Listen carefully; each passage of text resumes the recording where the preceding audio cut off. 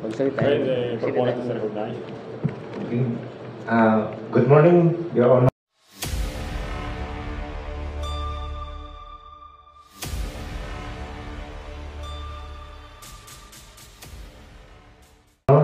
I'm Kagawad Romulo Costales of Barangay Veterans Village, the proponent of resolution number 84, series of 2024, a resolution urging the 22nd City Council to pass an ordinance making Anaw Street from Paina to Duhat Street as one-way street, as well as resolution number 102, series of 2024, resolution urging the 32nd City Council to pass an ordinance making Naring Street from Dangi Street going to Lanutan Street as one-way street and making Duhat Street from Lanutan Street going to Dangi Street as one-way street.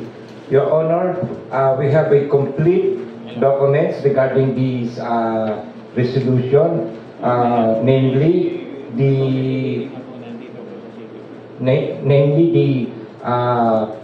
the public consultation with the residents of Anaw Street, Duhat Street, and Lanutan Street, and also the attendance, the pictures, and also one of the representative of the TTMD, otherwise known as the Transport and Traffic Management Department, was present during the public consultation.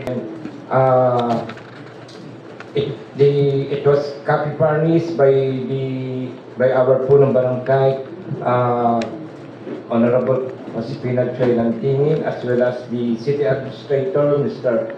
Michael Victor Alimurong. Your Honor. Yeah, thank you, sir. Any comment from the members? Gawad, hindi mo natatanong si Kapitana ha, ikaw nagsasalita eh. Hindi, sinabi ko na copy furnished yan. Kagawad, ito ay napa-receive nyo ba sa City Sec ito bago nyo dadalhin sa TTMD?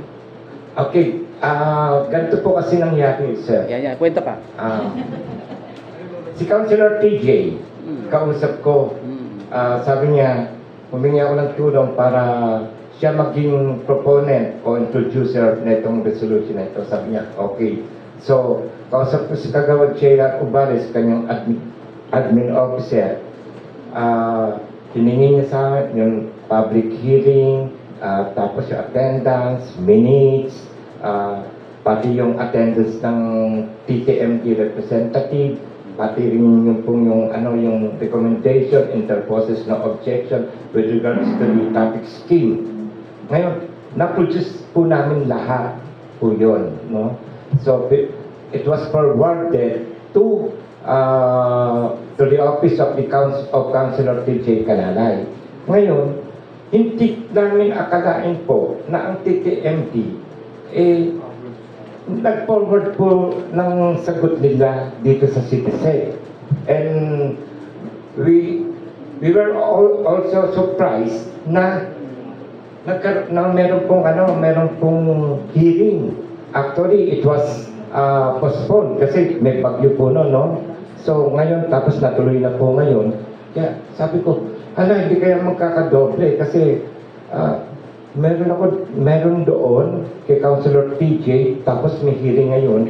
Pero ang sabi ko kay Cap, kung sino mauna. Kasi alam kong bakit, kailangan maaprubahan na yung tatlong kalsada. Kasi this month of September, we will also make resolutions regarding to the one-side parking. Halos lahat ng kalsada. So, that's what happened, Your Honor. So, hindi mo nasagot yung tanong eh. Hindi, yung Kung dumaan ba sa City Sec? No. Yan. Hindi, Thank you, sir. So, yung akalain mo, talagang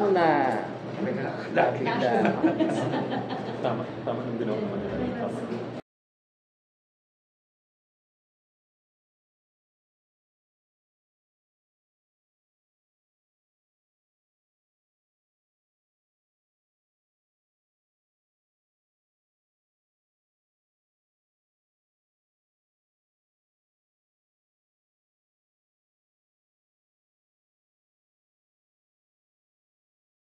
Hanggang nabigla ka rin talaga, kagawad, no? Ha? Pero doon ba sa ginagawa nyo, ba't walang anahaw? Ah, Walang anahaw? meron po. Ano, yung po unang ginawa po namin, resolution number 84. 84. Kasi yan po, kasi masyadong masalimuot po yung kalsada po. So, kaya ang gagawin natin dito, Kapitana, kagawad, pareho rin dito sa kabila. Ha? Opo. Kasi hindi kami pwedeng mag-review, wala namang pang-referral sa amin. No, ha? Kaya mali talaga yung pagkabigay doon sa CITISEC. Dapat sa inyo diretso yung sagot. Diba? Kaya akalain mo, nabigla ka. Binigyan po kami ng TTMD, copy furnace po. O, pero kayo po, Kaya sino yung bibigyan dapat? Sino man nag-refer niyan? Sina Councilor TJ? Hindi po. Ha? Ang ginawa lang po namin, gumawa po kami ng sulat sa TTMD para sa recommendation. Yan, tama kagawad. Dapat sa inyo sasagot. Tama po. Hindi sa CITISEC. Tama po. Kaya nga ano yan, dapat... Bakit kayo ginagawang copy furnish? In fact, kayo yung mismong nag-request eh. Opo. Di ba? Yan. So, ganun na lang na to cure the defect ngayon is pa-withdraw namin sa inyo tapos pa-receive yung dalawang resolution no sa CITISEC para i-refer sa City Council i-agenda. 1 minute recess lang 1 ba? minute. Pag ano, sir? Since forward na kayo sa lalim. Oh, yan. Sabihin mo, hindi ka na lang. Diba, hindi naman natin kailangan i-review. Hindi na nga dapat. Kaso nga lang, doon sa pinapani dyan mo sa akin. Pag na-receive naman nila kay Talala.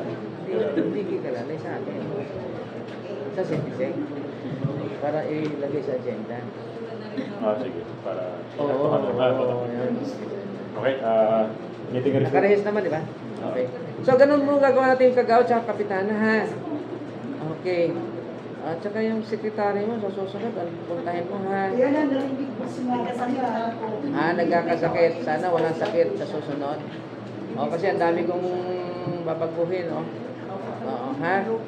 Di ba yung kanyo po, yung inyong secretary, Suntay? Opo. Paano ni Congressman Bong Suntay to? Ha? Kamag-anak o Kapitan Obrero, kamag-anak daw ni Suntay. Pero malayo naman ako. Oo. Kasi po, Kapitana nakalagay preferred eh. Tingnan mo yung preferred, hindi attested. Ha? Sabi sabihin, parang sila nagpi-prepare, bahala na kayo. Ha? Dapat attested to, ha? Okay, so with that, Mr. Chair, request na lang kayo to withdraw para maayos natin, ha?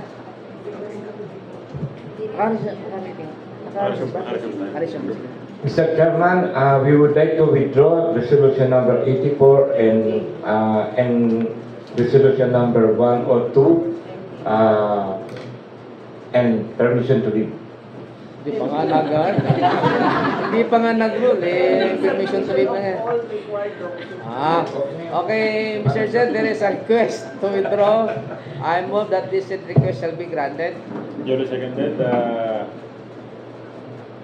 The resolution number 84 and 102, series of 2024, Barangay Veterans Village is withdrawn from the council. Thank you very much, Your Honor, and we ask for permission to leave. I-receive pa-receive to ha, doon ha. Para ma-refer natin. Ma-refer yan, palagi ko next Monday, andyan, lalabas na yun doon. Mapapanood yun na ngayon sa session. Okay? Sige po, yan. Pwede ka na mag-permission to leave. Sinabi mo na ba? Permission to leave, Your Honor. Ayan. Pare, ngayon lang tayo nagkita ulit. Kung kagawad ka naman pala eh. Sa sobrang tagal na, more than Next item. 5 years. Kumusta mo na lang ako sa tatay mo ha? Wala. Sabihin mo doon. Kapitana, thank you man.